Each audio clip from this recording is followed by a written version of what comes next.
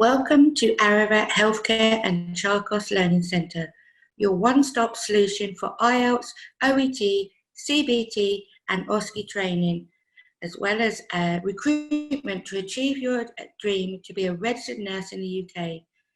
To enhance your chances of passing your OSCE on the first attempt, please visit our website on www.charcoslearningcentre.com to register and book our unique OSCE portal consisting of videos, reading material and quizzes. This registration not only gives you access to the portal, you will also receive 5 complimentary online classroom-style sessions and a mock OSCE test. So don't delay, you're achieving your dreams any longer and sign up now.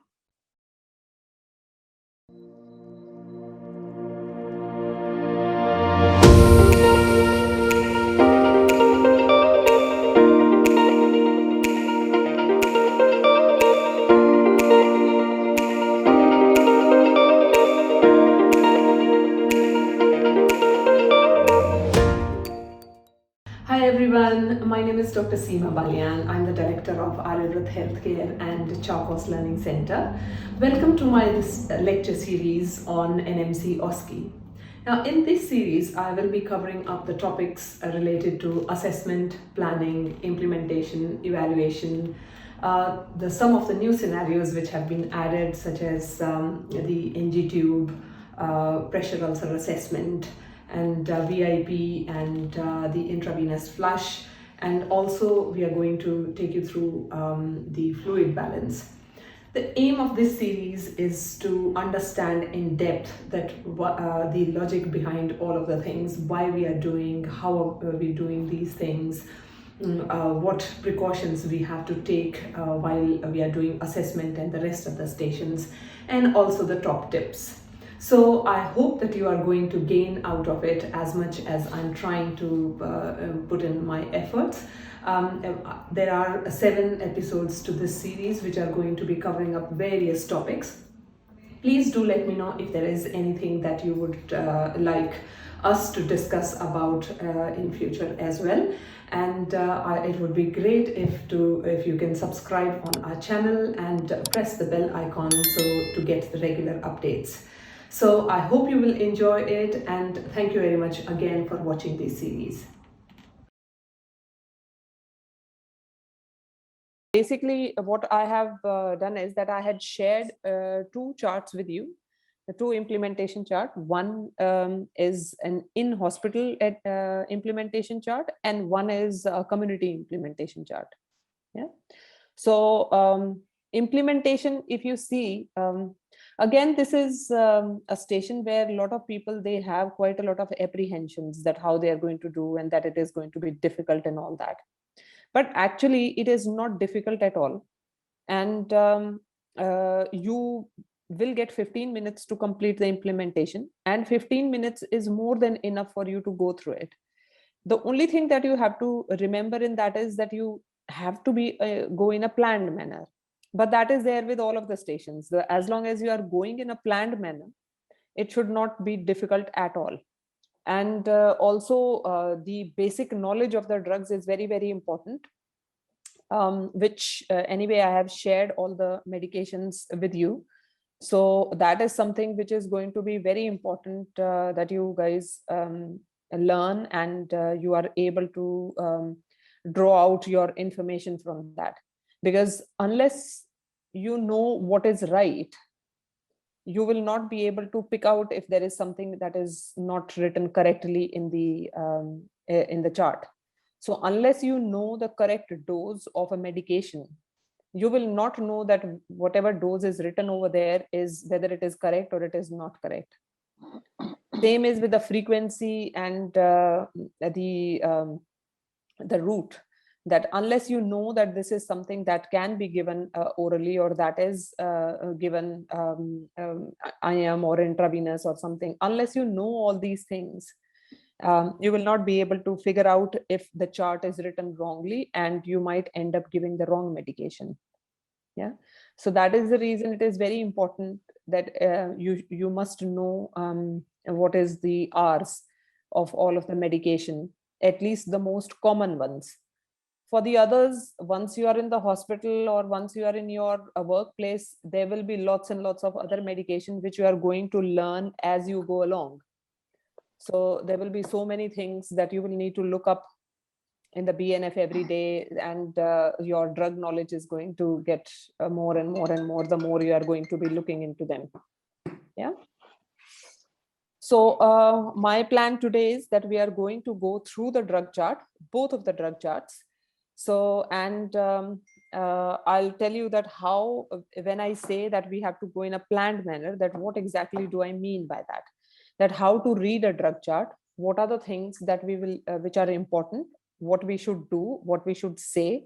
Those are all of the things that I would like to go through with you guys. And also, I will be able to show you how the medication looks like, how the drug trolley look like, and how the setup is going to be in the exam. Okay. So let me just bring up the drug chart.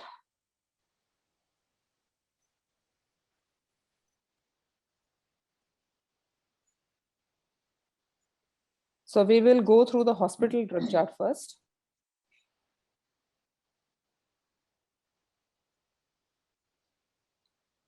Okay, can you see my screen? Yes, ma'am. Yes, okay, so your friend Raj Palmer. Yeah. So just you are going to get a scenario, like for every other station, you are going to get a scenario for the implementation as well. So you know that we did the assessment of Raj. So if we take it like a continuation, so in the assessment, we found out that, okay, Raj is due for a carpal tunnel surgery. Then for care plan, we got the care plan that, okay, he has had a surgery and now he is post-operative. So this is like, we can take it in continuation that now he is post-op, having returned to the ward at 14:30 hours, and he has slowly been increasing from sips of water, and he has just taken a cup of tea. Currently it is, so you will require to give the medication of 1800 hours. And they have said that assume it is today and it is 1805 hours. Okay. So in your implementation, they will give you the what time medication you have to give. And they will also tell you that what is the time at the moment. Okay. So sometime it can be like 5, 10, 15 minutes here or there, depending upon the time, because as you know, that in the real practice as well, it is never possible that you will give everyone at exactly the same time. So you might give, maybe the first patient that you are giving, you might give at 1800, but by the time you finish your first patient, the next one that you go, it is going to be like 1815 or something like that. Yeah. So normally how it is that the drug rounds usually will start around 15 minutes before it is the due time, and will carry on for about 15-20 minutes after that, depending upon how many people you have to give the medication at that time. Okay. So don't feel that if you have given, if the time is not 1800 hours, then it is something wrong over there. So it is absolutely fine. Fine. So this is, everyone has read this. So if you will see that there is a name, date of birth, and the patient's hospital number is given over there. Yeah, in the, and they have given some advice that you have to talk to your patient. So in this scenario as well, it is going to be a mannequin. There is not going to be a real patient. But when you are having the mannequins, we have to treat all of the mannequins just like the real patients. So we will be looking at the mannequins, and you will be required to talk to the mannequin as if it was a real patient. Yeah. So you will need to verbalize everything that you are doing. So whatever, when you are checking the medication, like all the other station, whatever is in your head, the examiner, they can't read it. So you will need to verbalize that one. Then you will need to read the chart aloud and explain what you are checking, giving, not giving, and the reasons that why you are giving a medication, why you're not giving the medication. You will need to complete all the required drug administration checks, complete the documentation with and use the correct codes.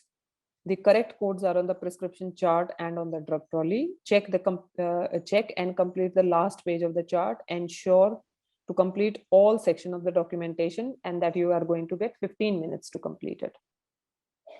Okay.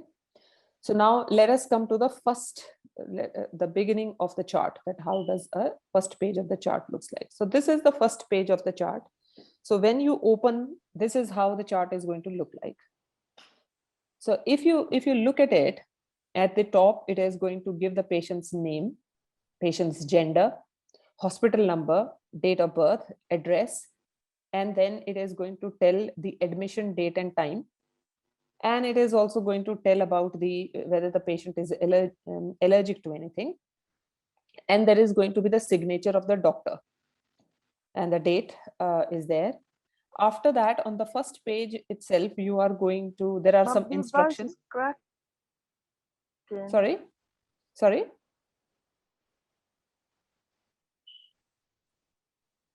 Was someone saying anything?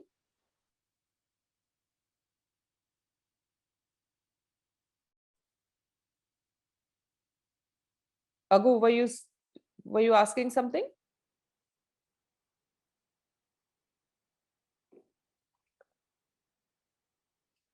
Okay, doesn't matter. We'll continue. Okay, so you can see on the left-hand side, there is some information to the prescriber. And on the right-hand side, there is information for nurses administering medication. Now, this is an important sort of area where you will have to look that, let me just increase the size of this one.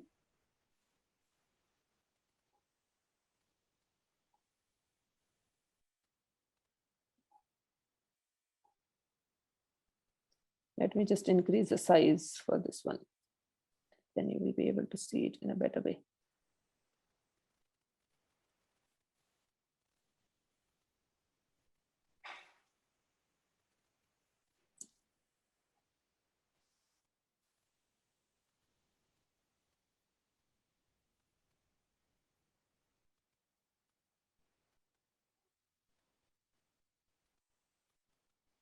Can you see it better now?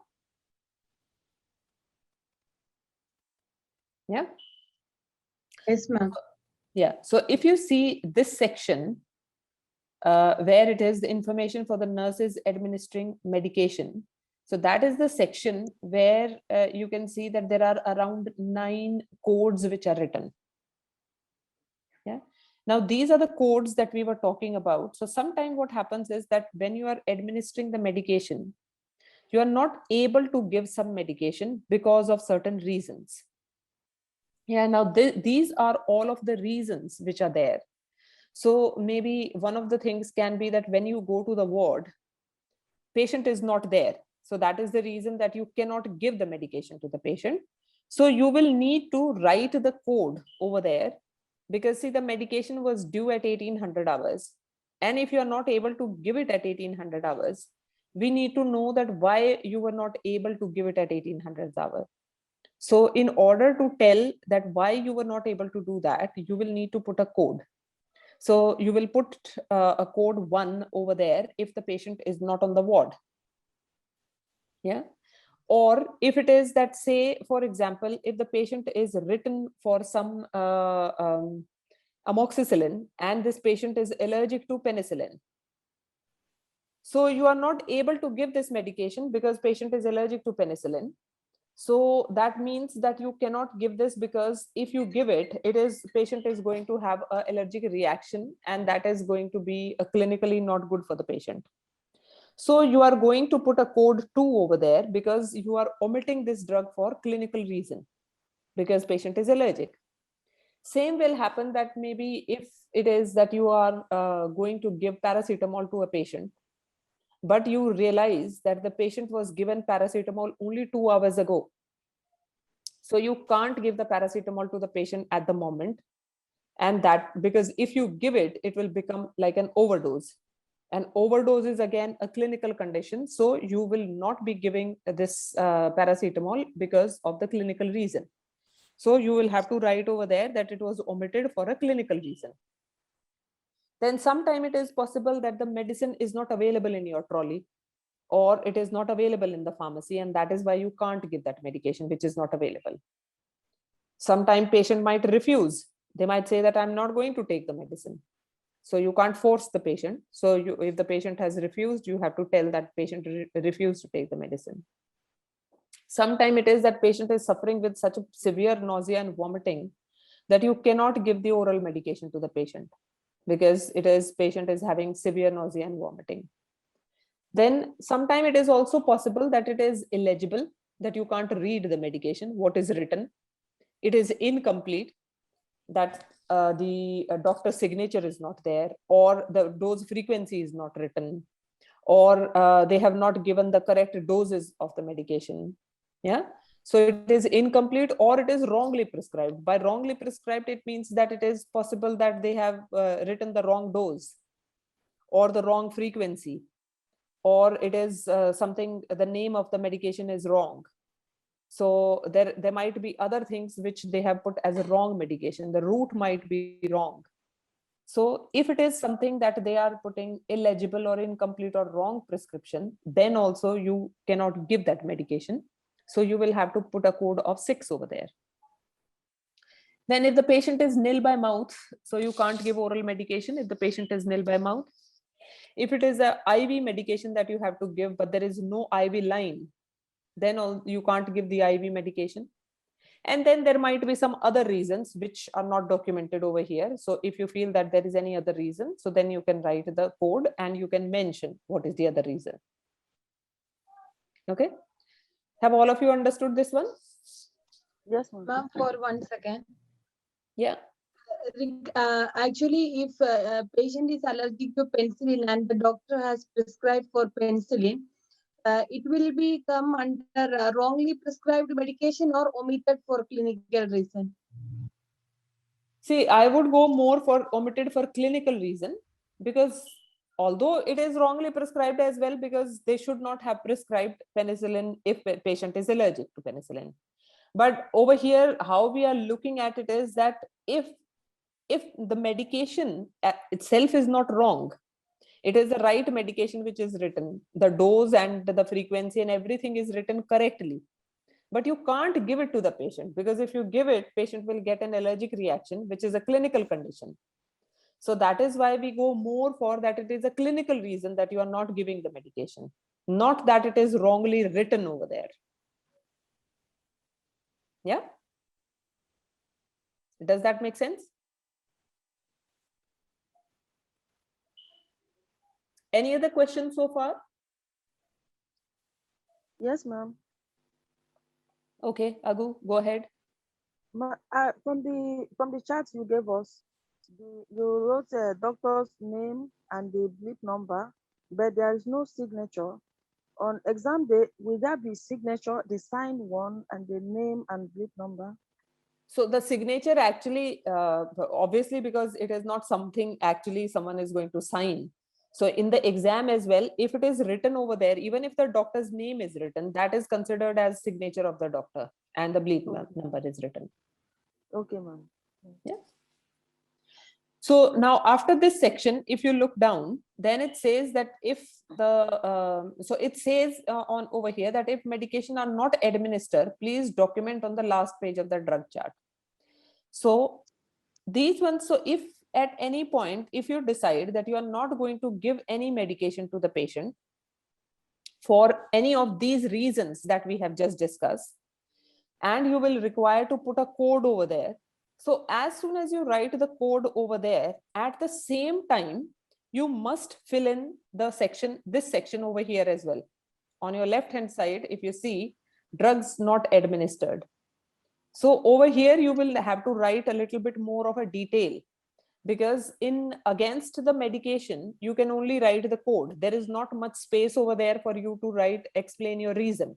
So you are going to write a code over there, but the explanation, you are going to do it over here in the end, that the drug was not administered, date, time, which drug was not administered, the reason for that, and the name and signature. So this must be completed at the same time as you are writing the code over there, because if you leave it, then it is highly possible that you will forget writing it. And if you forget it, then you will not be able to pass this station. Yeah. So coming back to the first page. So then if you see, as we go along, you will see that it is written as that which ward the patient is. They have given the information about the ward, who is the consultant.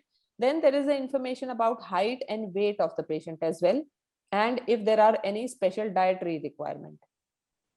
Now, why does height and weight, why is it so important? Kitty, can you tell me that why is height and weight important? What is the significance? Ma'am, we can need to say- calculate the dose according to the patient weight and height.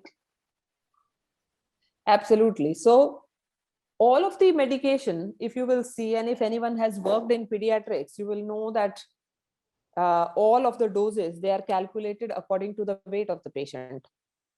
Yeah.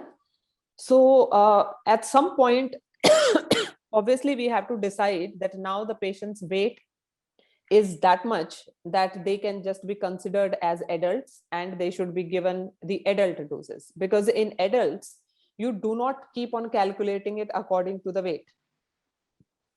Yeah, you come to a certain sort of cutoff that okay, above this weight they are eligible to take just the adult doses. Yeah.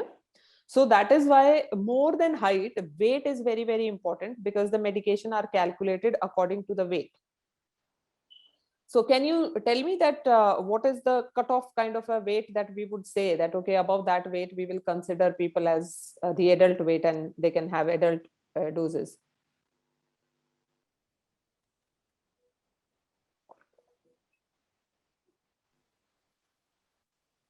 Oh, 50. From 50 kg. Yeah, generally we take 50 kg as that one. And if the patient's weight is more than 50 kg, we would consider that, okay, this is kind of an adult weight and that the patient should be able to take the adult medication, the adult doses. Okay. So it is very important that you check the weight and you establish that the patient weight is more than 50 kgs. So they should be able to take the adult doses safely. It is more important when patient is having paracetamol, because paracetamol is very, very important that you give paracetamol 1 gram only if the patient is more than 50 kgs of weight. So sometime in some of the scenarios, it is possible that your patient might be a frail old lady of say 47, 48 kgs. Yeah, and she's written for 1 gram of paracetamol. But you can't give 1 gram of paracetamol to her because her weight is less. And for her, 1 gram is like an overdose, because for her weight, that becomes more than what she requires. Okay. So you cannot give her the full 1 gram of the paracetamol. Fine. So far, so good. Everyone understood page 1? Yes, ma'am. Okay. So now we are going to come to page 2. So can all of you see the page 2? I'll have to minimize it a little bit.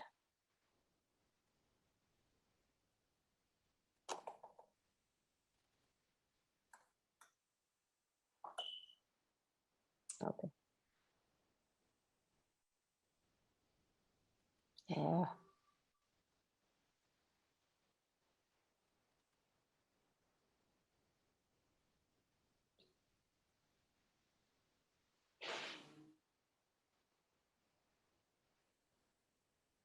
It's not working, is it?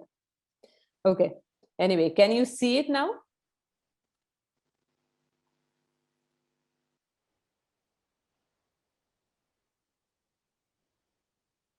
Okay, this is the page that we are talking about, the page number 2. Fine. So in the second page, if you will see, so on top of every page, you will see that it is the patient's detail are written on top of every page.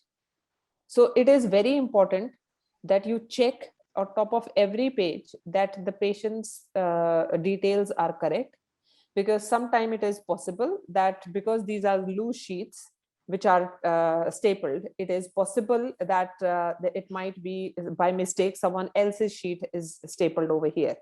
So for that reason, it is very important that you establish that this drug chart is complete and it is of the same patient. So all the details are correct for that one. Yeah. And on top of every page, they will clearly ask that if the patient is having any documented allergies as well. So you need to be very, very careful with allergies as well. So it is very easy that once you have gone through the first page and you start going through the medication, the other medication, it is very easy that you forget that patient was allergic to something and you end up giving that medication, because at the moment, at that time, you are more concentrating on that particular medicine.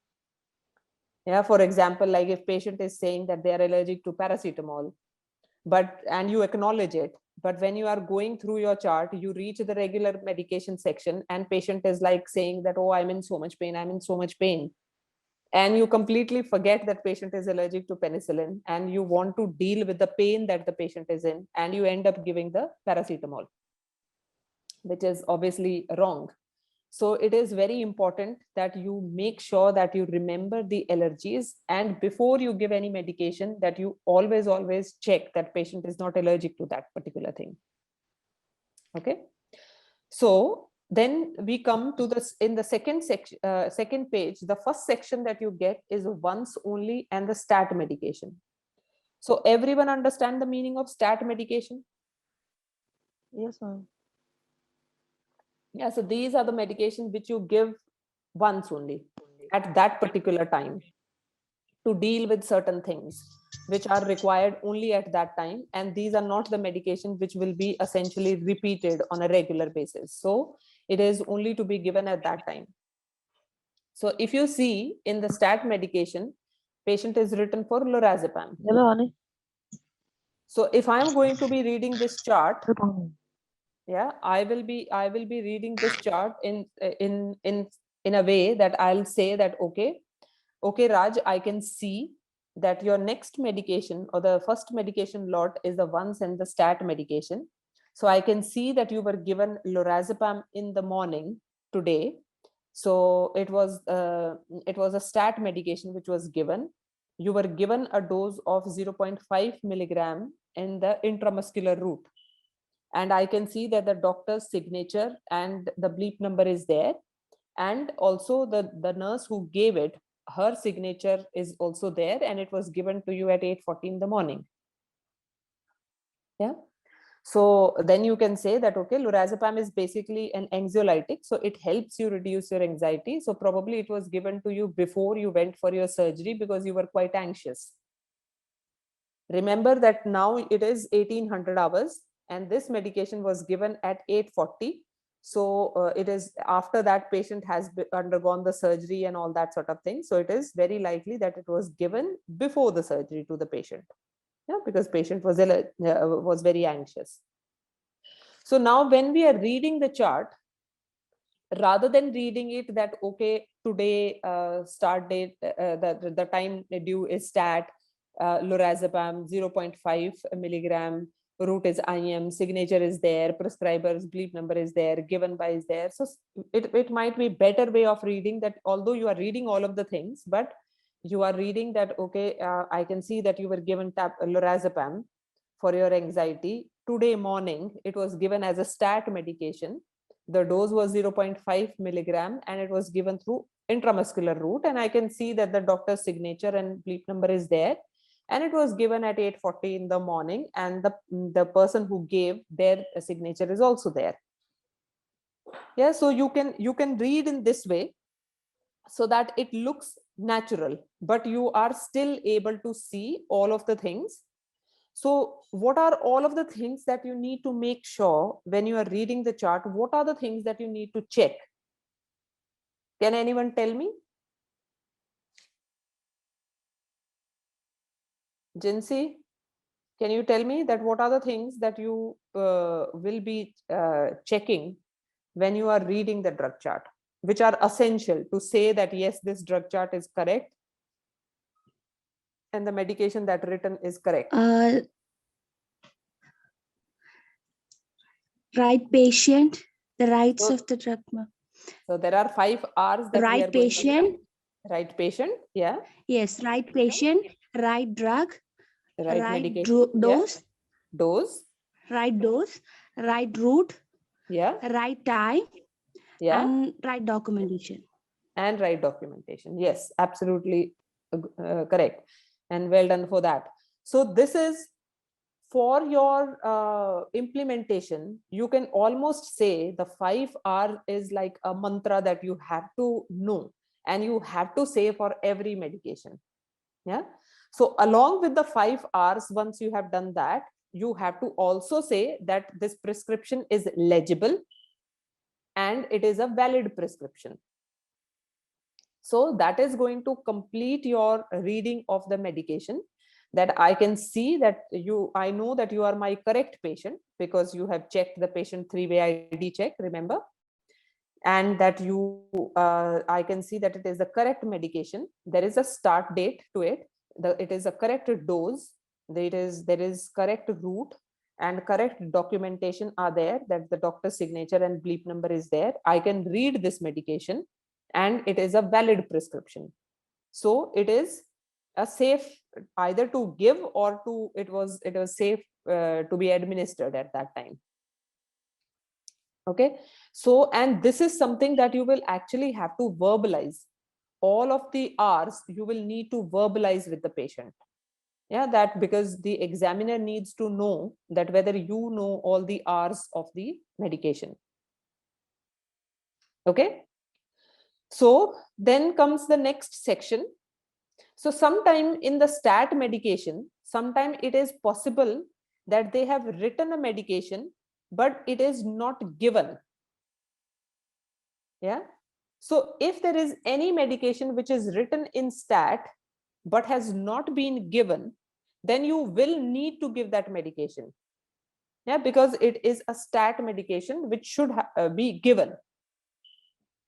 So you will be checking all the R's and making sure that it is a valid prescription. And after that, you will be giving that medication. Have everyone understood that?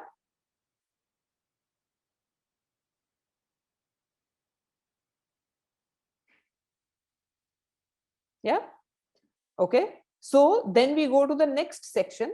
So if you see the next section, it is prescribed oxygen therapy. So if sometime it is possible that the patient is prescribed some oxygen, so it will be written as a prescription. So like in this one, if we see that the patient was started on oxygen today at 8 o'clock, the prescriber signature and bleep number is written. Then they have given a target oxygen saturation. That the target is that the patient's oxygen saturation should be more than 96%. Then it is also written that the therapy instruction that post-operative recovery until fully awake.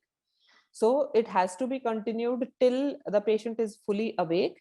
And also once we have achieved the target of more than 96%. It is given via a nasal cannula. The flow rate is 2 liters. And you can see that the time it was started was 11:30 in the morning. Yeah, the nurse's signature is also over there. So when you come to this section, you will need to ascertain 2 things over here. One, that the patient is fully awake. And the second thing is that the saturation of the patient is more than 96%. Okay. So you already have got the history that the patient is now up and he has had a cup of tea and all that. So we will take it that the patient is now fully awake, that he is able to drink and he is had something to eat. So it is the patient is fully awake. And the oxygen saturations, you will ask the examiner that examiner, can you tell me what is the oxygen saturation of my patient? So the examiner will say that, okay, the oxygen saturation is 97%. So you can say that, okay, I have reached, it is more than my target saturation, and patient is also fully awake. So I'm going to be removing the nasal cannula and stopping the oxygen. Yeah. So once when you are going to be stopping it, you will do your hand hygiene because you will be touching the patient in a way. So you'll do your hand hygiene, take the nasal cannula off from the patient, keep it aside, and do your hand hygiene again. And you are going to document at the same time that you have removed the nasal cannula and you have stopped the oxygen. Okay. Do not wait that you are going to sign everything in the end. Do not wait. Okay. So if you have stopped the medication now, you are going to sign it at the same time. Okay. So once you have signed it, you can reassure the patient that, okay, I'll come back again in about half an hour to check your oxygen saturations again, and to make sure that you are maintaining them without oxygen.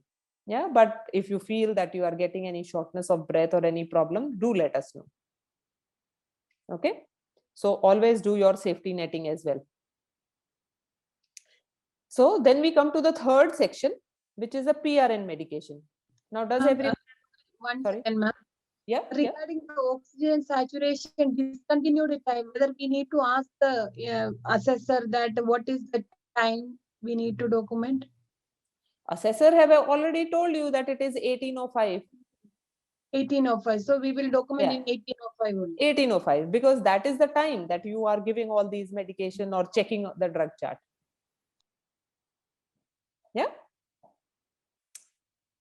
Okay, so next section is the PRN section. Now, does everyone know what is a PRN medication? Anju, can you tell me what are the PRN medication?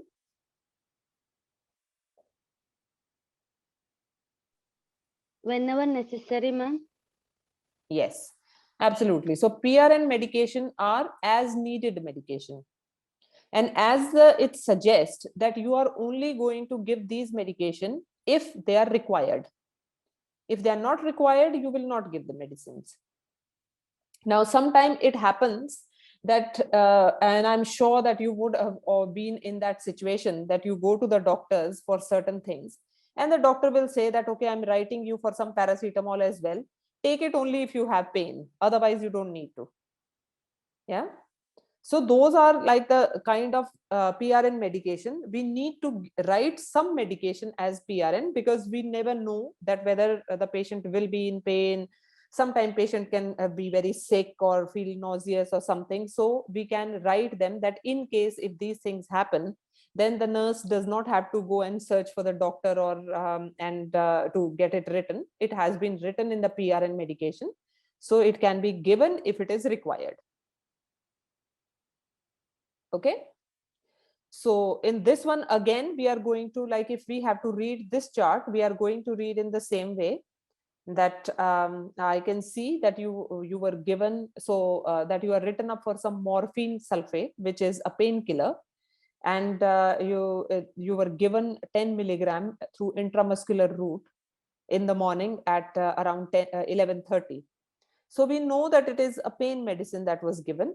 So once you know that the pain killer was given, you can always ask the patient that, so how is your pain? Is it any better now? Yeah, if the patient says that, yes, my pain is better, then the next question will come that, okay, can you rate your pain score? Whenever you are talking about pain, please make sure that you are always going to ask the pain score on the pain scale. So you are going to ask the patient that, can you tell me that what is your pain score? Like if 0 is no pain and 10 is the worst pain, where are you going to rate your pain? Yeah. So if the patient says that, okay, I have got a pain score of 2. So then you know that, yes, patient is actually comfortable because pain score of 2 is very less. Sometime it is possible that the patient may say that, okay, my pain score is 4. Yeah, then you can say that, okay, you are still in a moderate amount of pain. Is it any better than what it was before? So patient will say that, oh yes, earlier it was 8. Now it has come down to 4. So then you know that it is getting better. you can also check with the patient that do you think that you are managing all right, or would you want any more painkillers? Yeah, patient might say that no, actually I'm managing pretty okay with the pain, I do not want any painkillers. Or it is possible that patient will say that yeah, I think that I can have some painkillers. Then in that case, if the patient says that yes, I can do with some more, then what you can do is that now you can see that in your PRN medication, they are not written for any further painkillers. So you can tell the patient that, okay, let me go through the chart. It is possible that you are written for some pain medication on the regular side. Yeah. And if you are written for some painkiller and if it is due, then I will be able to give you the pain medication. Okay. Then if you see the next medication is cyclizine. So again, you are going to read the same way that, okay, the next medication, I see that you were given some cyclizine as well. That is an antiemetic, or it is an anti-sickness tablet, a medication. And you were given an injection at 11:30 at the same time when you got the morphine. So how are you still feeling sick? So again, the same question, that you have given some medication. So you are now going to ask what effect that medication has had and whether the patient is feeling any better. Okay. Has everyone understood that one? Yeah. Now, sometime it is possible, Yes, ma'am. that you are written, like say maybe in this one, for example, the third medication was written as paracetamol. Okay. So you will see that, okay, it is written paracetamol, 1 gram per oral route, 4 to 6 hourly, and the doctor's signature and bleep number is there. Okay. But it has not been given. Now your patient has just told you that patient is in pain. So his pain score is 4. So what will you do?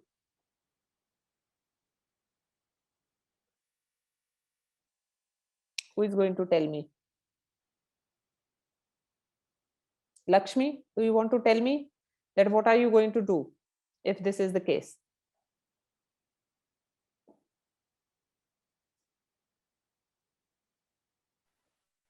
Yes, ma'am, I think I should give it. You think that you should give it? How many people agree that you should give it? Yes, ma'am, I see he is having. Okay. Will you give it straight away? Will you decide it As he at this said, time?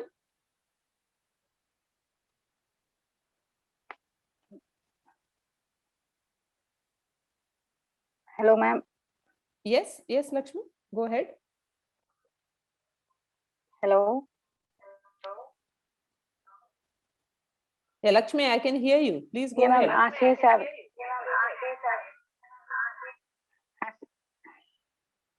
As he is having experiencing pain, I'll ask him to scale his pain. Mm-hmm. You still have pain, so I think I should give it. If it. Okay. So, but okay, you decide that you are going to give this medicine, and you give this medicine to the patient, and then you move on in your chart, and you find that in the regular medication, patient was actually written for some codeine phosphate, which was due at this time, or he was written for some paracetamol time. But you have already given the patient paracetamol from the PRN. Hello, ma'am, I can't hear.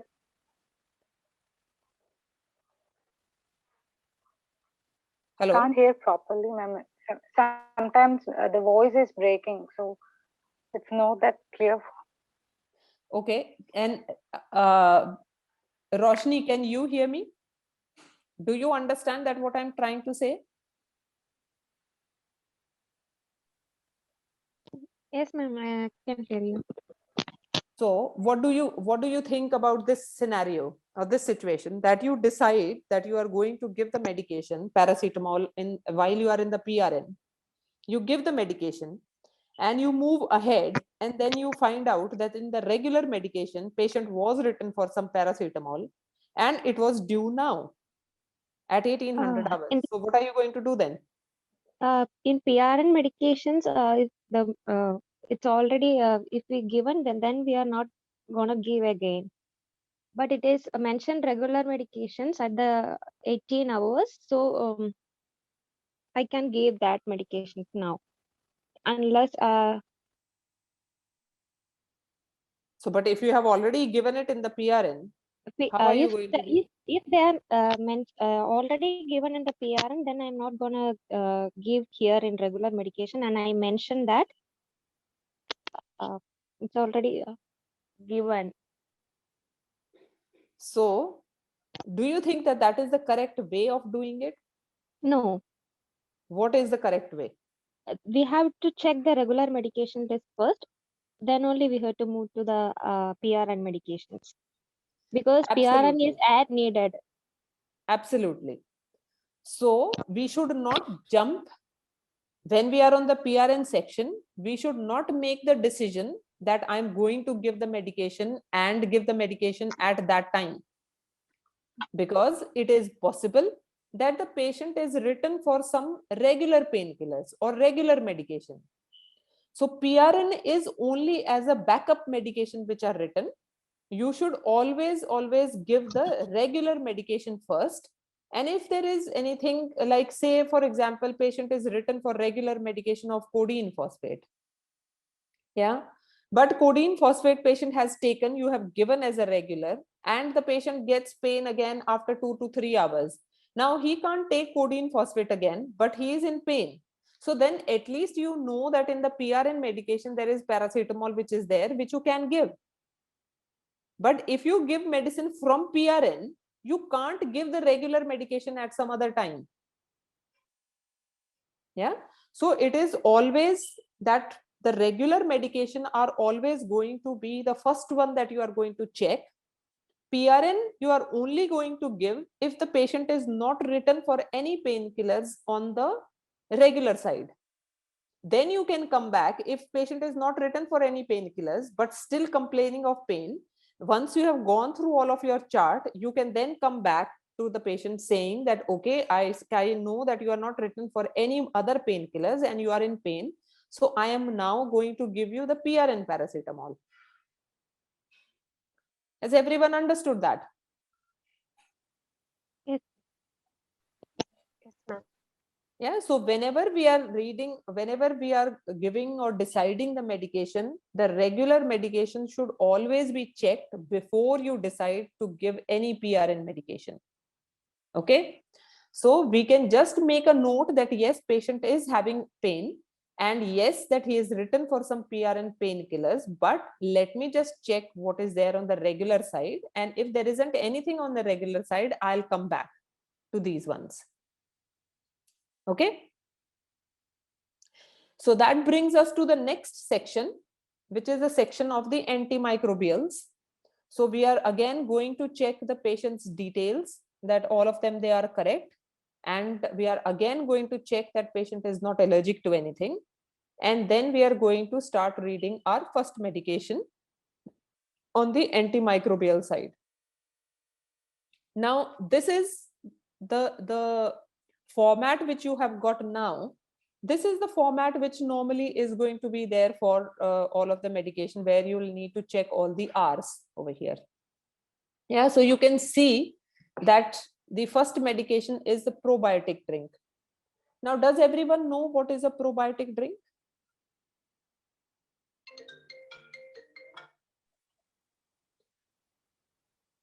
Yeah. Who said Actually, yeah? Bonnie. Bonnie? Yeah. Yeah. So Bonnie, would you like to just explain it to everyone that what is a probiotic drink? It's a yogurt drink. It can come with a flavored or in original flavor that has some bacteria. But it's like So why do we give the probiotic drink? for the when we give the antibiotic, we give them for the proper digestion. Okay. Protect the stomach. Okay, that's great.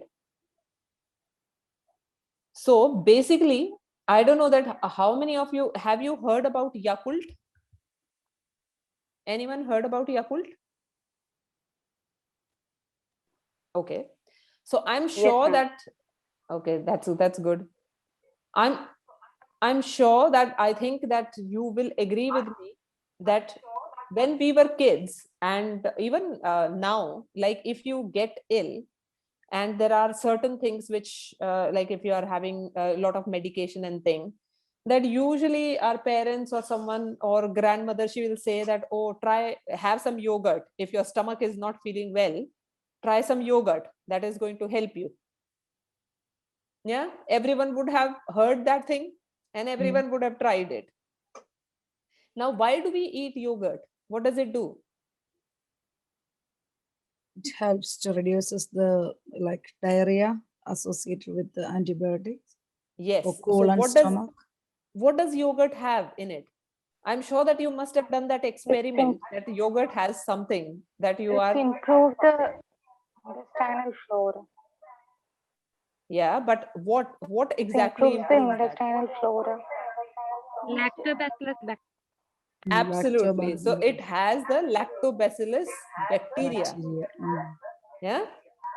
So it is like a rod-shaped bacteria, which is a good bacteria. So when we say that it helps to improve the flora of your gut, when we say flora, what we actually mean is that the flora is basically the good bacteria that we have. Because in order for us to digest the food and thing, we need bacteria. And that is a good bacteria. So it does not make us ill. It actually helps in digestion. But when you are taking antibiotics, because they are antibacterial, they do not know that which bacteria to kill. Yeah, so they will have an effect on your good bacteria as well. So even the good bacteria gets depleted when you are taking antibiotics, and that is the reason that with the antibiotics you have this nausea, vomiting, diarrhea, all those things, because now your food is not being digested because there is not enough good bacteria which is there. So in order to replenish all that good bacteria and help you not have the tummy upset, that is where you give the probiotic drink. And as the name suggests, it is probiotic. So it is a good bacteria that you are giving. Yeah. So these are like yogurt drinks, and they come in a small drink, sort of a small bottle, which is like a one shot drink that you have. Yeah, just hold on a minute. I'll show you that how it looks like.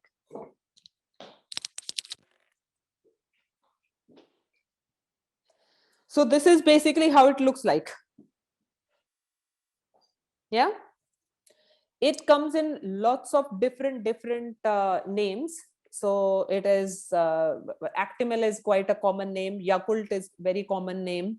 So these are the few of the common sort of thing. And as you can see that they can come in a natural flavor or a strawberry flavor or raspberry flavor. So there are lots of flavors as well that it comes. And it does not have that, okay, as you will see in the prescription, it says that under the dose, it says 1. Yeah. One bottle. So it means that it is 1 bottle that you are going to give. Okay. So there won't be any mils or something written on it. It will just say 1, so that you are going to give only 1 bottle. Frequency is usually twice a day, and oral route duration is written. So when we are going to read this chart, yeah, you are going to say that, okay, I can see that the next medication which is written is probiotic drink. This is a drink that you take to help with your gut, and it is going to improve your gut flora and hence reduce your side effects from the antibiotic which you are written for. Now I can see that it is to be given today. Dose is 1. It is frequency is twice a day with oral route, and it is to be given for 7 days. And I can see that there is start date and finish date, and the doctor's signature is written. So, and the frequency times are written as 8 o'clock in the morning and 1800 hours in the evening. So I can say that this is all the hours are correct, and it is legible, and it is a valid prescription. So I can see that it is due at the moment, because remember, you are giving the medication for 1800 hours. So it is due at the moment. So I will be giving you this medication. Okay. Now you have decided that you are going to give this medication. You don't need to give it at the same time. What you will do is that you are going to just put a dot over there, and you are going to open your drug trolley. Yeah, and you are going to tell the patient that, okay, you are going to take out the Actimel or the probiotic drink from your drug trolley, and you are going to check that, okay, this is the same medication that is written in your notes, and it is within expiry, so it is safe for me to give, so I will keep it outside to give this medication. Everyone understood this sequence? Okay, so I'm just going to take you near the drug trolley to show you that how actually it is going to look like. So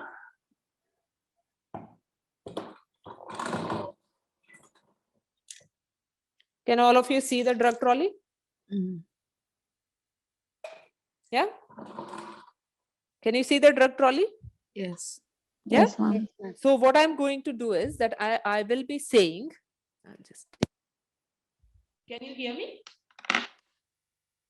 Yes. ma'am. So I'm going to, once I have decided, so I'm going to put these ones back. Once I have decided that yes, I will be giving you this medication. So what I'll do is that I'm going to put a dot over there that I will give this medication. I'm going to wash my hands, yeah, do my hand hygiene and say that, okay, now I'm going to unlock and open my drug trolley, and I'm going to open it.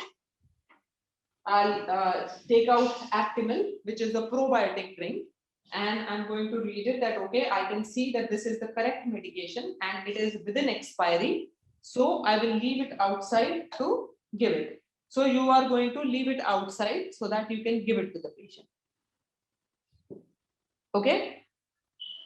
So then I move on to the next medication. Now my next medication is Coamoxiclav. So Coamoxiclav, what is Coamoxiclav? Can anyone tell me? Antibiotic. It is an antibiotic, but what does it contain? Amoxicillin. And Amoxicillin plus flavoxicillin. So it is a combination. It has it is, as the name suggests, it is amoxicillin and it is cavulanic acid. Now, what is the normal dose for amoxicillin? Oh, sorry, the Coamoxiclav. Now look at the prescription. So, Bonnie, can you look at this prescription and read it out for me? And tell me whether it is something that you can give or whether you can't give. it's written in 625. No, we can't give. Read it how you will be reading. It's a Coamoxiclav and it should be given today. The dose is 625, but not given like a in milligram or microgram, not given. Frequency is given, that's good. QDS, that means 3 times a day. Per QDS? oral. Yeah. What does QDS mean? 3 times a day. What does QDS mean? Anyone else? 4 times a day. Yeah. TDS is Oh, 3 sorry. Yeah. 4 times a day per oral for 5 days. The Mhm. timings are like 6 o'clock, 12 o'clock, 1800 and 22 hours. But the dose is not in a correct prescription. Is the frequency correct? What is the frequency of Coamoxiclav? Angel, can you tell me? What is the frequency? It should be 8, 12, isn't it? Yeah, it should be 8, 12, 18, 22. The frequency of Coamoxiclav is thrice a day, so 3 times a day. Oh, okay. So over here, even the frequency is wrong. So guys, you need to start reading the medication. You should have known this answer. Yeah. So even the frequency is wrong. And as you have said, Bonnie, that they have not mentioned the units of the medication. So you cannot prescribe this or you cannot give this medication. So this medication is an not a legal prescription. Illegal Invalid prescription. So it is Invalid an prescription. invalid prescription. So what are you going to do now? Ask the doctor to rewrite it. Okay, before that, what you are going to do? What are you going to document in the notes on the drug chart? On the drug chart, the code. Yes. So which code are you going to give? Mm, Which code are you going to give? So if I bring up the codes, here are the Yeah. codes. okay, thank you. 6. Incomplete or wrongly prescribed medication. Illegal Yes. or So incomplete. you are going to write the code over here, Yeah, then we need to write at the end. and you are going to, at the same time, you are going to write at the end as well Yeah. that the prescription is invalid and that you Invalid. cannot give the prescription because it was written wrongly or the units were missing and the frequency is incorrect. Everyone understood this one? Yes. Yeah? Yes. Okay. So now we move on to the next medication. So I want one of you guys to read me the next medication. So Vrinda, can you read me the next medication? So you have now come into the regular side. So read that medication for me. Can you hear me, Vrinda? Yes, ma'am. It is paracetamol. Okay. Paracetamol. The date is it is need to given today, and Uh-huh. dose is 1 gram. Frequency 2 days. It means 4 times a day. Yeah. And the route is per orally, Uh-huh. and duration is 7 days. Uh-huh.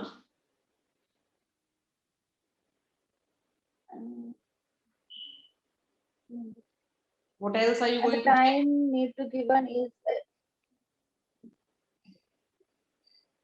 the time need to given is 8 a.m. 12 in afternoon, 12 in noon, and 18 hours and in 22 hours. Okay. So what are you going to do? What is the time now? Now it is 18 hours. So you can see that medication is due at 1800 hours. Yes. So I need to give that medicine in this time. So what are you going to say? So you are going, yeah? Okay, I will tell to the patient that I will give this medication now. So you are going to say that, okay, Raj, this is the medicine, paracetamol is a medicine given for pain. So as I had already checked that your pain score was 4 and you are in pain, so I can give you this medication. I have checked all my R's and it is a valid prescription. So I will be giving you this medicine. Yeah, and you are going to put a dot in front of the 1800 and you are going to look for the medication over here. So in your drug trolley, you are going to look for some paracetamol. So I'm going to take out paracetamol from my drug trolley. So that is a paracetamol. Yeah, and I'm going to be checking for its expiry and I'll say that, okay, it is within expiry. So, and you require, so I can see that you will require 2 tablets to make 1 gram of the dose. Now, before you give the paracetamol, what are the other 2 things that you are going to check? Allergy. Is there any? So that makes it 3 things. So allergy is 1 thing. What are the other 2 things? Expiry date of the medication. So that is for every medicine you are going to do for that one. See, this is the single most important question that is there for your exam. If you had any paracetamol in PRN side recently? Absolutely vital that you check that the patient has not had paracetamol in the last 4 hours. Yeah. It is the most important thing that you can do, because see, if people fail this implementation, Out of 10 people failing implementation, 9 will fail on this reason itself, that they did not check that whether the patient has had paracetamol in the last 4 hours, and they gave paracetamol when 4 hours were not up.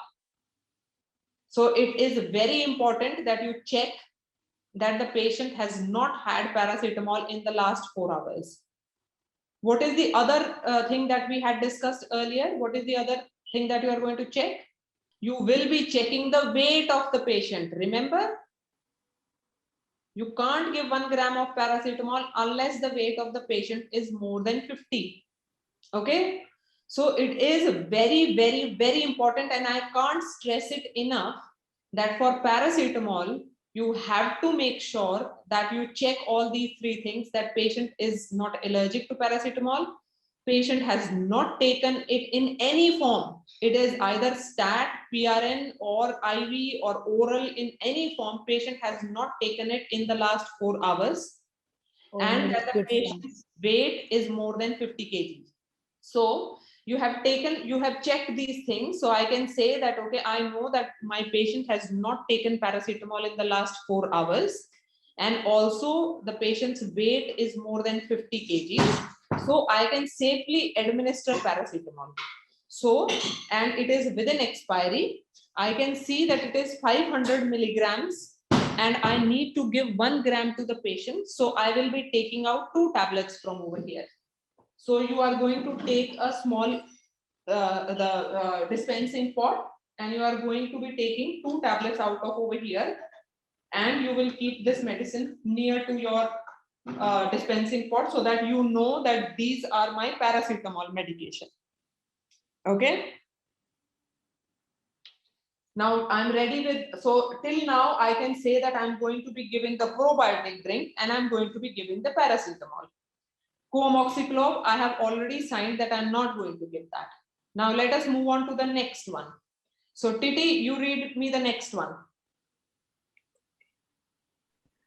Okay, ma'am. The name of drug is codeine phosphate, and the date is today, and the dose is 30 mg, and the frequency is QDS. It means 4 times per day, and route is orally, and duration is 7 days. And here is time is written 8 hours, 12, 18, and 22 hours. So, and the prescriber signature and signature also is written.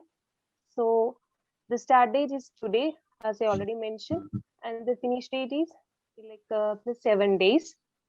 Okay, for that,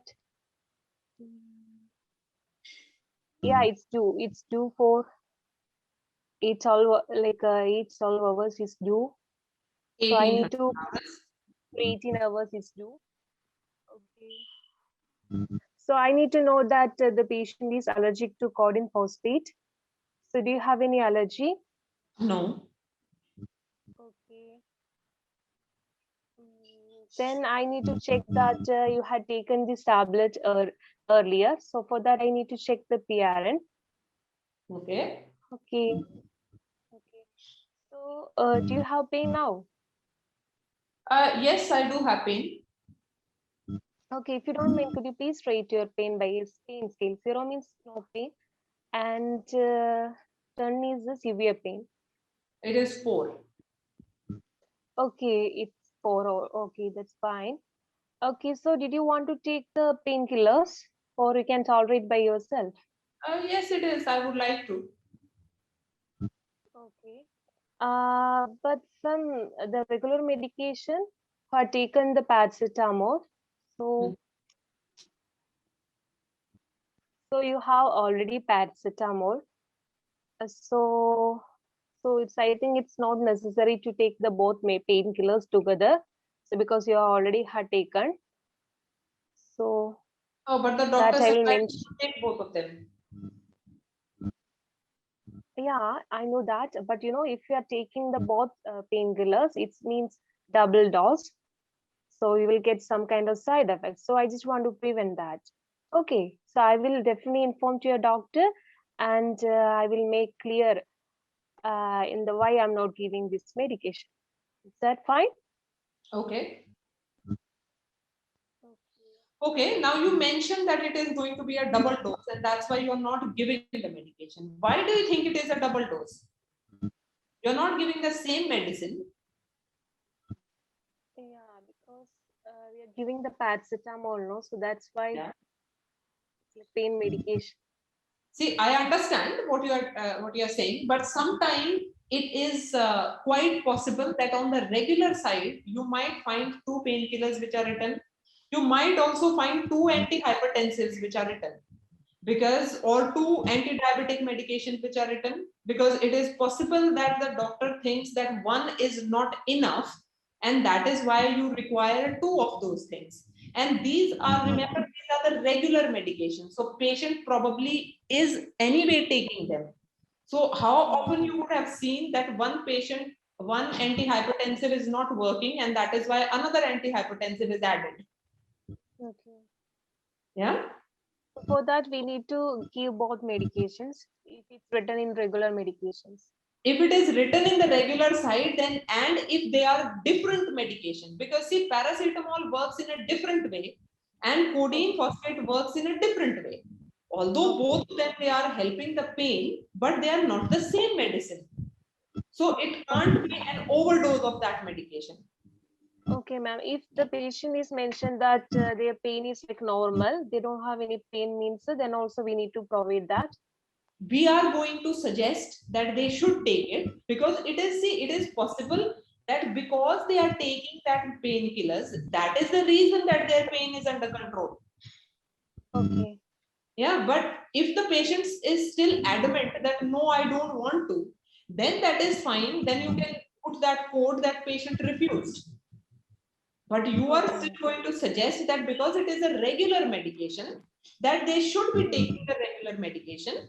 You can say that, okay, if your pain is not like if your pain is not bad, then what we can do is I can discuss with the doctor to see if they can take it off from the regular side and maybe put it on the PRN side. But at the moment, because it is written, I have to give it. Okay. Yeah. So on the regular side, that is important. If it was on the PRN side, then you can decide that, okay, if it is not required, I'm not going to give it, because those are only as needed one.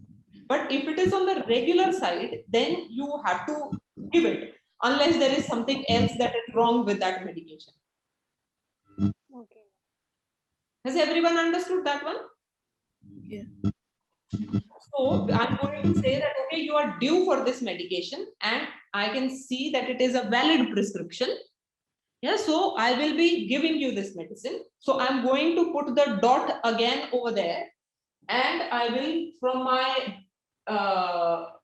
drug trolley, I'm going to be taking out a codeine phosphate. So I take out a codeine phosphate, and I will be looking that it is a 30 milligram tablet. Yeah, and the dose says that it has to be given 30 milligram, and it is within expiry, so I can give this medication. So you are going to take another of that medication dispensing little pot. You are going to put over there, and you are going to open it and take out one tablet from there, and you are going to close this and put it near to that thing, so you know that that is the codeine phosphate that you are giving. Okay, so that takes us to the next medication. So each yeah, medication should be in a different pot. each medication should be in a different pot, so that we know that which medication we are giving to the patient. Okay. And we can sign for the correct medication when we are giving it. Okay. Okay, Nivya, can you read me the next one?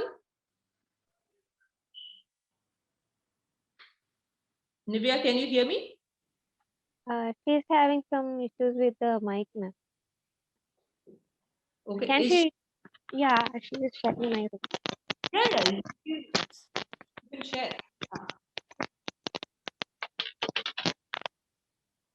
Hello. Yes, Good Nivya. evening. Yeah. Go ahead and read the next one. Okay, the drug is metformin, and date is today, and the dose is 500 mg. Frequency is twice a day. Route is per orally, and duration is ongoing. The time is written as 12 and 18. And the time is now the time is 18, and there is no doctor's name on it, so I'm not giving this medication.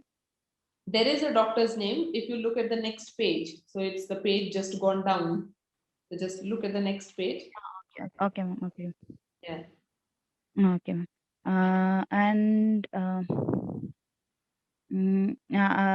I have checked that I will check that the patient is having had taken any food during this time. And it is the metformin is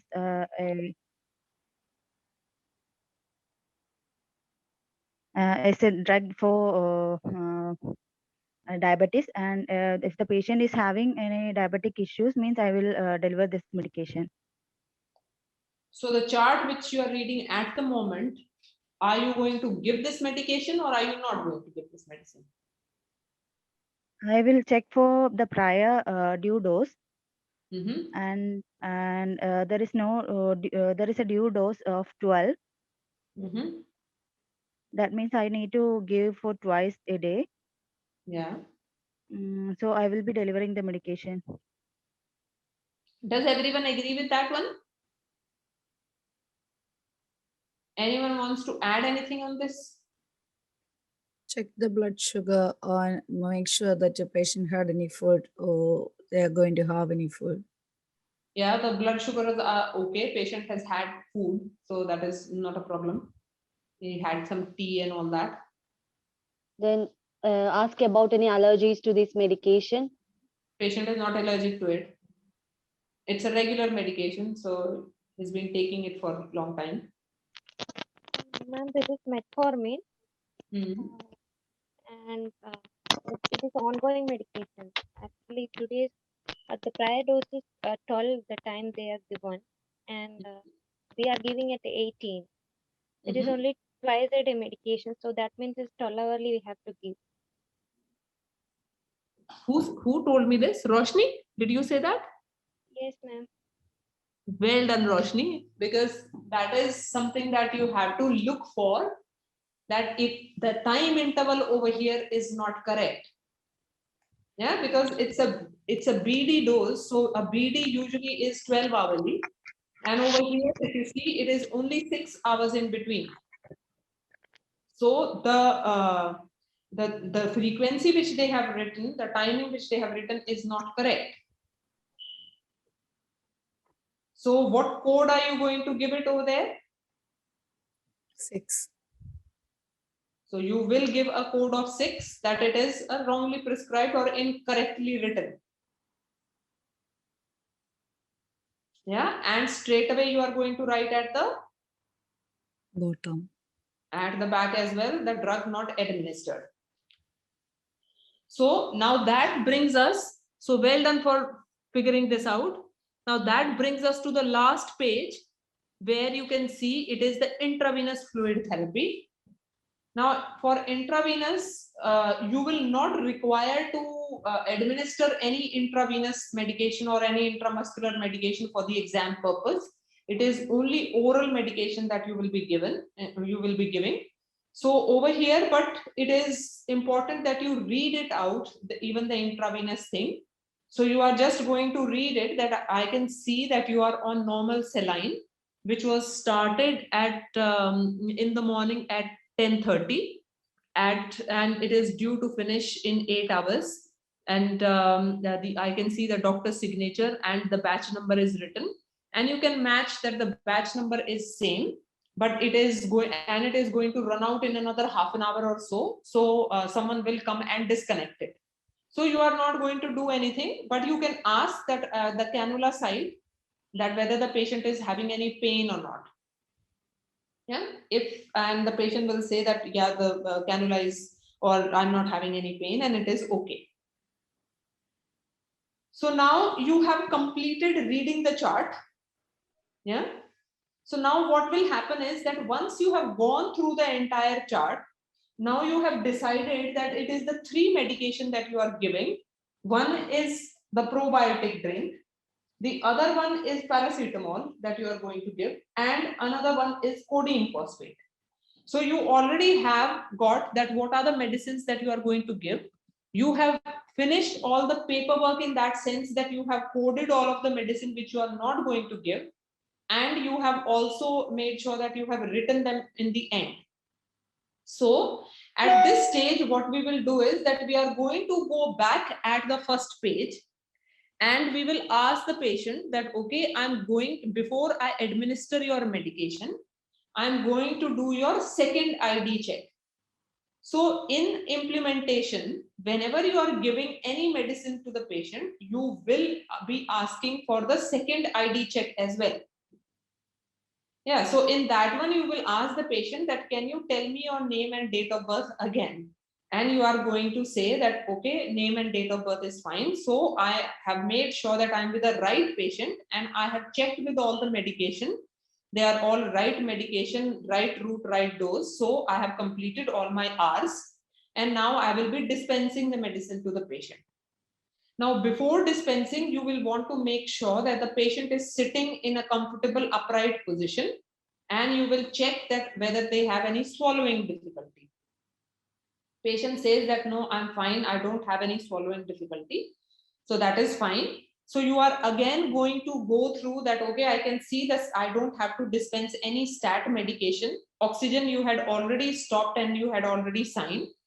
You know that you don't have to dispense any PRN medicine. So the first medicine that you are going to be dispensing is the probiotic drink, where you had put the dot. Remember, I asked you to put the dot in front of all the medicines that you are going to be giving. So you know that this is the medicine that you have to give.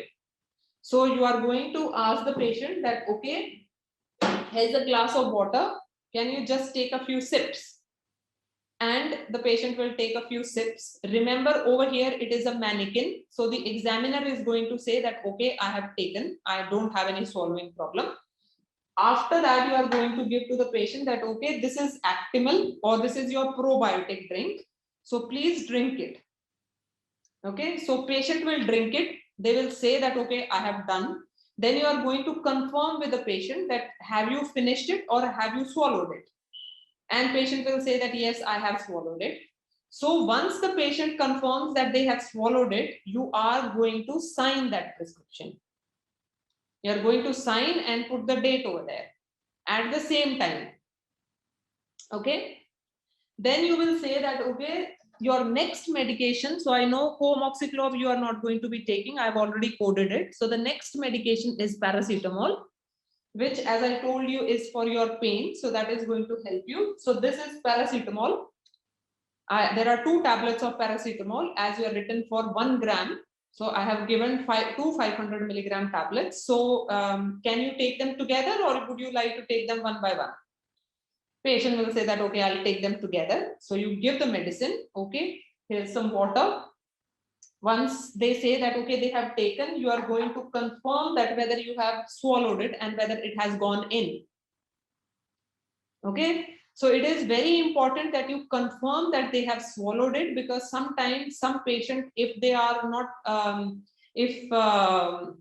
they have these depression and suicidal thoughts and things, what they can do is that, and if they are not compliant, that they can hold the medicine over here.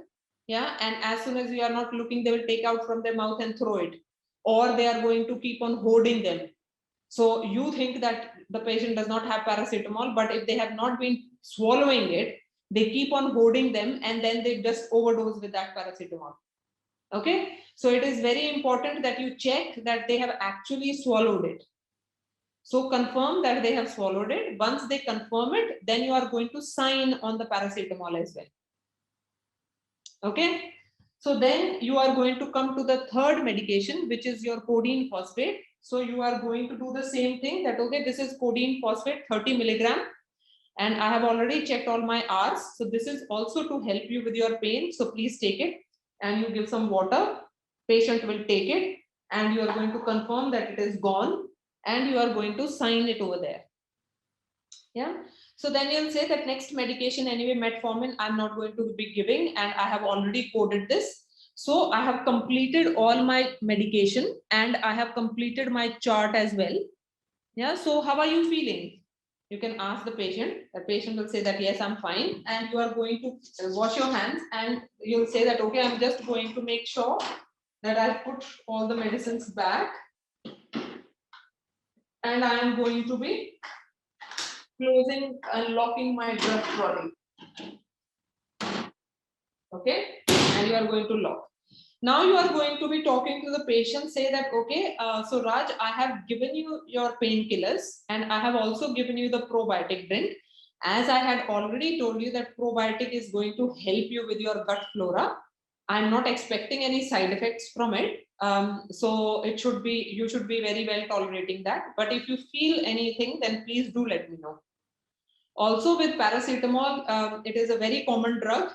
Sometimes it can give you a little bit of a acidity or tummy upset, but hopefully it should not be that bad. With codeine, which is the next medication, you can get constipated because constipation is one of the main side effects. So please make sure that you are drinking plenty of fluids and you are taking a high fiber rich diet. So that is going to help you avoid constipation. But if something you are getting the side effect, please do let me know. So is there any other further questions that you have? You can ask Raj if there is any further questions. If Raj says that no, I'm fine, you can say, okay, then I have completed my drug chart. I will be leaving a call bell with you that in case if you have any problem, then you can always ring us and someone will come to help you. I have made sure that I have locked my trolley and I will keep it in the safe place. I am also going to be making sure that the patient is comfortable. I'll do my final hand hygiene and I will be leaving the patient. So that brings us to the end of the implementation. Now in the implementation, today when we started, I did not do the introductory 6 because that we take it, that introductory 6 we are going to do with every station, okay? So entry is going to still stay the same. We did the drug chart and we did the exit. Now, do you guys have any questions in how we did this in implementation, in hospital implementation? Are there any questions at all?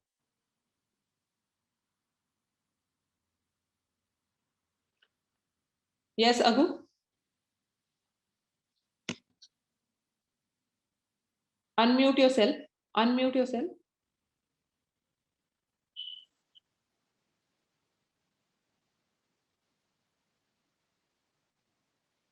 I'm not able to hear you. Okay. Yeah. Hello? Now, yeah. Can you hear Yes. me? Yes. Yeah. Okay. The drugs not given, like co-amoxiclav, for signing, is it only the downside we are going to sign and leave the column for signing against the co-amoxiclav plain? You are only going to sign on the first column because that first column is the column of your today, like your date. Yeah, so you are going to sign and code against the time that you are there. So the time, as I said, that it is a time says that 1800 hours medication that you are giving. So you are going to code it over there because you can't give co-amoxiclav because of the wrong frequency and the units are missing. So you are going to code it over there and you are going to sign it.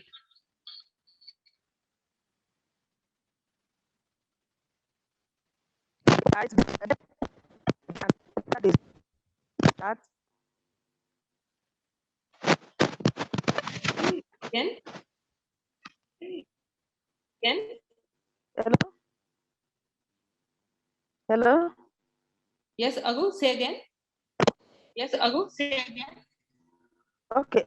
Both the charts where the call for not giving medication and against the amoxiclav. Not able to hear you. Wow. So, Can you hear me now? yes, Hello, it is. can you hear me? Yes, yes, it is better now. Yeah. Okay, thank you. I said down the chart, there is a column for not giving medications. Yeah. Yeah, I will sign there. Then by the side of the medication where it was prescribed, should I put another code and signature there against it? Yeah, so I'll write it and show you. Okay. So it is going to be, I'm going to put a code 6 over here. Yeah, I'm going to put my sign and I'm going to put the date, which is, I'll say 3rd of August 21. Yeah, and I'm going to come over here at the end. So I'm going to put 3rd of August 21. I'm going to put the time of 1805 was the time that I was giving this. I'm going to put co-amoxiclav. I'm going to write the no units and wrong frequency. And I'm going to put my signature and I'm going to put the date. Okay. Yeah. So I will be writing Okay. all the Yeah, over here. thank you, ma'am. Yeah. Okay. Okay. Yeah. So any other question anyone has?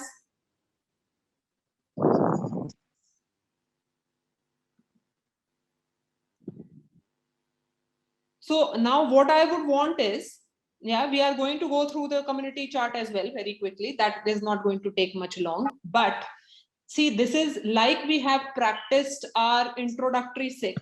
The same way we will have to practice saying these charts as well, that we will have to get in a habit of reading the chart, that, okay, this is my drug, this is what it is used for. It is to be started today, the dose is this, the frequency is this, the route is this, duration is this, and the start date and finish date is there, doctor signature and prescription is there. It is due at the moment, it is a valid prescription, it is legible, so I will be giving you this medicine.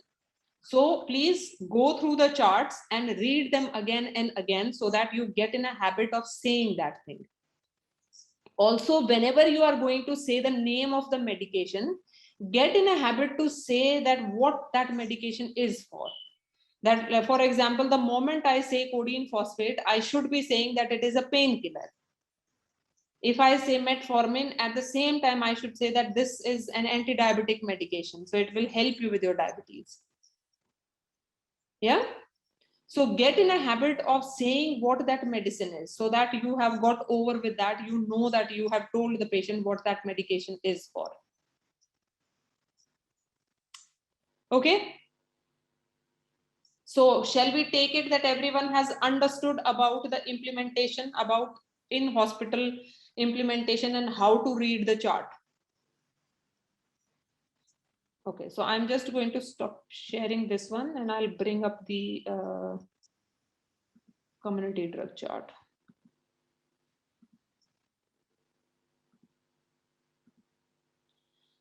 Okay, just have a look at this drug chart. I'll be back in 1 minute. Yeah. So now this one, it is pretty straightforward, the community drug chart. So it won't take that long. So you will be given a scenario in the same way like you are given a scenario in any of the stations. So over here, if we see that Brenda, we know that Brenda was discharged from hospital yesterday evening, has been an inpatient in the frailty ward for the previous 3 days. Brenda had originally been referred to the hospital by her GP, Dr. Gerard, who is concerned about her presenting behavior. Brenda has been commenced treatment for constipation and a low-grade chest infection. Dr. Gerard has asked you to make an early morning visit to Brenda at home, ensuring that she is taking her medication. So you know that patient was in the hospital for some time, but now she has been discharged back home. And Dr. Gerard, who is her GP, her GP has asked you as a nurse to go and check on Brenda that whether she is okay and that she is taking her medication. Yeah, so it says that it is today and it is 8:15 in the morning. Okay, so this is the scenario. Now you will see that they have also given you the codes. They have also given you the codes over here, because if you have to, if you're not going to administer any medication, then you will need to see the codes. So the codes are same as what we have seen on the other drug chart, in the hospital drug chart. Then usually the drug chart which you get in this community is just one pager. Because remember, in the community, it is not something that you are going to be giving the medicine to the patient on a daily basis. It is patients who will be taking those medicine. They are not going to be any of those medication like which are stat or IV or IM or that kind of things. They will be a regular medication which are ongoing and which are oral medication. Sometimes they write a PRN medication, but that is going to be pretty simple and straightforward. Okay. So over here, again, we are going to start reading the chart by making sure that you have got the correct patient. So in your introductory 6, you are going to say who you are, why you are over there, and then you are going to be checking the patient's ID, your 3-way ID check. So you are going to make sure that you have the correct notes of the patient. And in the community, we had already discussed that patient is not going to have the ID band. That is why you are going to be checking what is the patient's GP name or which GP surgery are they registered with. That will become your 3rd way of the ID check. Yeah, so over here, you are going to ask the patient that what is the name of their GP. And also you can check that what is which GP surgery they are registered to. Then you will ask the patient about the allergies. As you can see in this chart, patient is allergic to penicillin. And you will ask that what kind of a reaction does patient have when they take penicillin. It says that patients get anaphylaxis, and that was recorded whenever the last time that patient had the anaphylactic reaction. The height and weight is also given because, again, as you know, that is important that you have the height and weight, because you need to make sure that the patient can take the full dose of paracetamol. So all of the required information is there even in the in your community drug chart. So after that, you will in the community drug chart, you are not going to have anything like stat, or you are not going to have any oxygen or IV. All those things will not be over there. Okay, so straight away you will start reading the chart. You are going to say that first medication over here is which was written yesterday is Senokot. Now what is Senokot?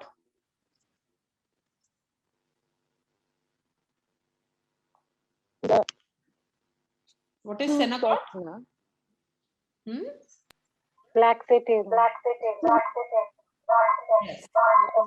Laxative. Yeah, Senokot is a laxative. So you will tell that, okay, Brenda, your first medication is Senokot. It is a laxative, so it is going to help you with the constipation. So you are written for 2 tablets of 7.5 milligrams to be given at night. So it is a medication that you will need to take at night at 2200 hours, and it is to be continued for 7 days, and you will need to take it with full glass of water. I can see that the prescriber signature is there, and it is I can read this prescription and it is correct and it's a valid prescription, but it is not due at the moment. Yeah, it is due at 2200 hours, so I will not be giving this medicine. Yeah, everyone understood that? Yeah. Now, Agu, do you want to read the next medication? Yes, ma'am. Yeah, okay, go ahead. Okay. The date was yesterday. The drug name was Amoxiclav. Dose 625 milligram. Time 8 o'clock, 14 o'clock, 1400 and 2200. Frequency TDS. End date in 7 days. And complete course and doctor's name and the signature there. But the patient is allergic to penicillin, so I will not give the antibiotics, and I will explain to the patient that I will discuss with the doctor to prescribe another form of antibiotics because I will not give this one due to allergy. Yeah, but the dosage and the frequency are correct. The prescription is legible, but patient is allergic to it, so I'm not giving it. And I will advise the patient not to take it. Okay, and what are you going to record? I'm going to record code 2 due to clinical reasons. Okay. Right, and the sign date. And where else are you going to record it? Okay.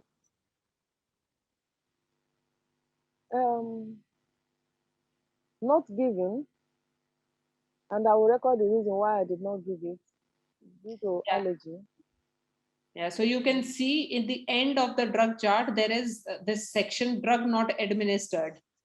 So at the same time, when you are going to code it over there, you are also going to write over here as well that you did not give this medicine and the reasons and everything, as we did for the other chart. Okay. Okay, well done. So who is going to read the next one?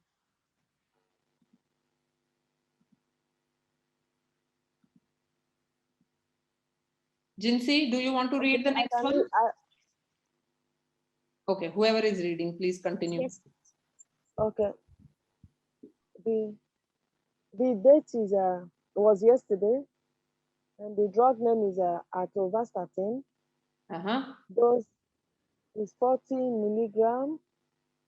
Yeah. The time is 2200. Frequency daily. End date ongoing. And special instruction: avoid grapefruit. And the doctor's name and date is there.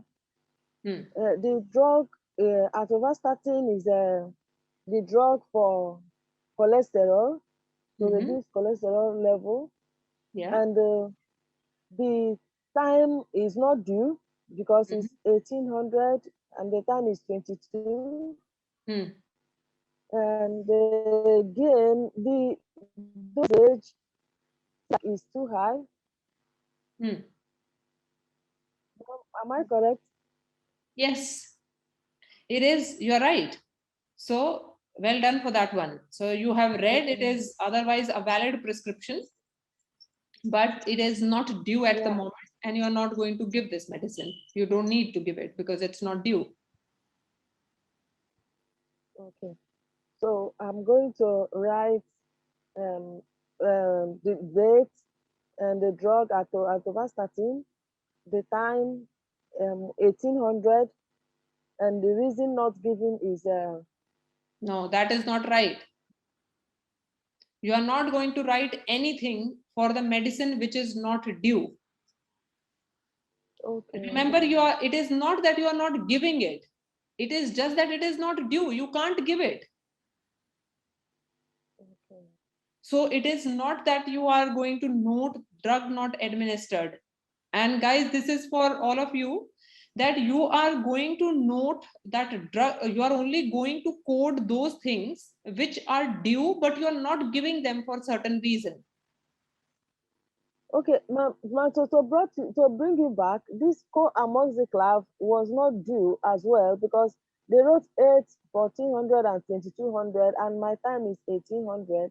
It's Your not time due. is 8 and o'clock. secondly is No, your time is 8 o'clock. See, it says 8 morning. So that was due. Yeah. Yeah, that's why I didn't say anything, because that was due at 8. So atorvastatin is not due. So that is why we are not going to write anything. We would have written, if we would have noted that it is patient is allergic to some medicine, and even if it is not due, we would have signed or we would have coded that one, because we don't want anyone else to by mistake give it. Yeah, say for example, patient was allergic to atorvastatin. At that time, we would have coded this, that this is patient is allergic to this medicine, so it should not be given. That time you can code and write it, because you don't want someone else to come and give this medicine, and they might not realize that patient is allergic or not. That by you don't want them to make a mistake. Okay. Yeah, but otherwise, if the medicine is otherwise correct, it is valid prescription. But if it is not due, then you are just going to leave that section, that okay, it is not due, I'm not going to do anything over there, and you are going to move ahead. Yeah, remember, someone is going to come at 2200 hours and sign it over there, because then they will give it. Everyone understood this thing? Yes, ma'am. Okay. Yes, So, ma'am. Jinsi, you read the next one. Paracetamol. Yes, ma'am. Okay, Brenda, your next medicine is a paracetamol. It has been started yesterday. The dose of the medicine is 500 mg, 2 tablets. The due time is 8 hours, 12 hours, 18 hours, and 22 hours. And the frequency is 4 times a day. It has it has to be taken for 7 days, and it has to be taken if needed. And the prescriber's name and date is there. So I've completed all my hours, and it is a valid prescription. So before for administering, I'm asking you a question. Are you experiencing any pain right now? No. Okay, so do you think that you need this medication to manage your pain? No, I'm fine actually. I don't have any pain. Okay, so it has to be written that if required, you can take this medication. So as you have no pain right now, I'm not going to administer this medication to you. So I'm coded this as. No, you're not going to code it. Why would Sorry, you code it? See, It is patient due. did not require it. That is why you did not give it. Okay, so it is not. Yeah, that is what you need to remember, guys. That if the code you give to those things which you had to give but you could not give. Okay. Yeah, the things Okay. which is like at your discretion, that whether if required you give it. So it is not that you had to give it. It was only if it was required you will give it, and you have established that it is not required. That's why you didn't give it. So it is fine that you are going to leave that space, that whenever patient will require it, then they are going to give it and sign it. Okay. Yeah. Okay. Okay. So Anju, do you want to read the last one, bisoprolol? Yes, ma'am, I'll read it. Yeah. Okay, so the next medication is bisoprolol, and the date is yesterday, and the dose is 2.5 mg. The time is 8 hours, and the frequency is once a day, and the medication is ongoing one, and the prescriber's name and date is mentioned. So it's a valid prescription. So before going to take, I want to know your blood pressure. Yeah, blood pressure is 130/80. Okay, so I will give you this medication. Okay, that's good. So well done for asking the blood pressure before you give any of the antihypertensive medicine. So that is very important. Yeah. So you see that in the whole of the drug chart, it was only the bisoprolol that you had to give. You could not give the Senocot because it was not due. Coamoxiclov you could not give because patient is allergic. Atorvastatin is also not due. Paracetamol patient did not require. So you will only give the bisoprolol. Yeah. So the community drug chart is slightly easier than the hospital one, although the hospital one just looks like that it is difficult because there are different sections, but otherwise it is almost the same thing. how you are going to tackle it is going to still stay the same. Same way you will have to say all the things, same way you will have to decide, same way you will have to code them, and you will need to write at the end. So that completes our implementations section. Now, is there anything, any queries that anyone has? Ma'am, in a hospital setting, we are having drug trolleys. So what will we do when it is a community setting? Should we ask the medication from them? Or what should we do? Yeah, usually there will be a box. I'll show you. So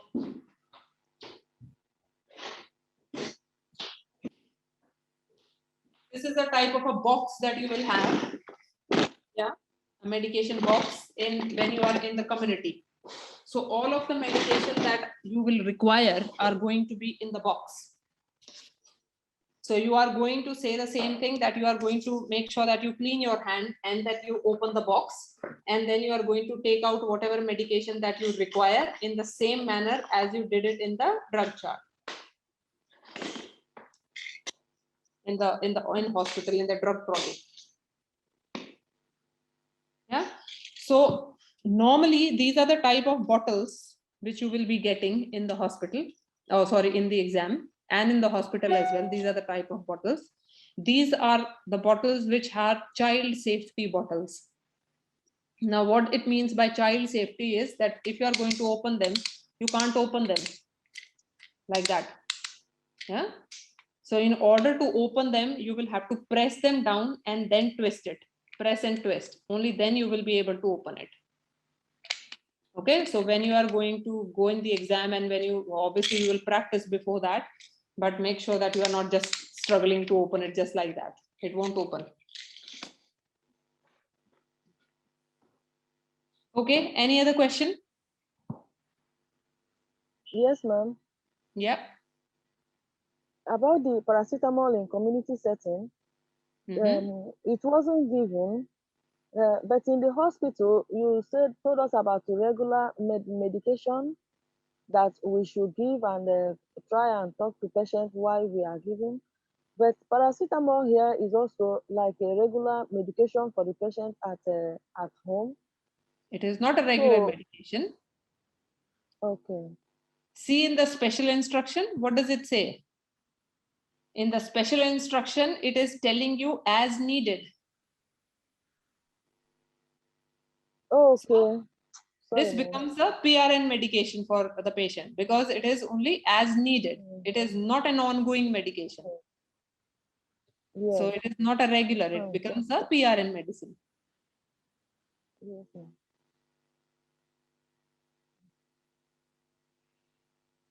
Okay, any other question?